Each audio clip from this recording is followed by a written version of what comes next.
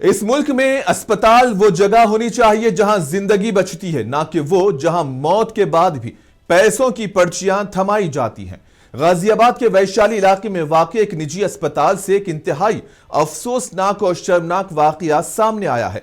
महज 1 माह का मासूम बच्चा, जहां घर वालों ने इल्जाम लगाया कि मरने के बाद भी इलाज के नाम पर अस्पताल इंतजामिया उनसे पैसे बटोरते रहा।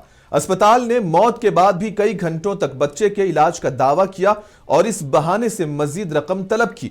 जब घर वालों ने अस्पताल की फाइलें मांगी तो पहले तो अस्पताल इंतजामिया ने यह कह दिया कि हम फाइल्स नहीं बनाते, सिर्फ कंप्यूटर फीडिंग होती है। लेकिन जब लोगों ने एहतजाज किया और हंगामा बढ़ा तो फाइलें हाथ में थमा दी गई। अब सवाल यह है कि क्या यह अस्पताल है या फिर बिजनेस सेंटर? अगर बच्चा मर चुका था तो इलाज किसका हो रहा था? यह हमारे निजाम पर एक सवाल या निशान है। क्या ऐसा मामला कभी आपके साथ पेश आया है कि इस अस्पताल में ऐसे बिजनेस सेंटर्स चलाए जा रहे हैं? इस पर अपने ख्यालात कमेंट सेक्शन में जरूर दें। हम यहाँ मैक्स हॉस्पिटल में हमारा 1 महीने का बच्चा मार दिया। 4 बजे बच्चे की डेथ हो गई थी और इन लोगों ने 6 बजे हमसे पैसे मांगे कि बच्चे का ट्रीटमेंट करना है। डॉक्टर की ओवर राइटिंग है फाइल में, बच्चा मर चुका है 4 बजे। अभी हमें फाइल नहीं दे रहे थे, कह रहे यहाँ सारी फाइल डॉक्यूमेंट नहीं बन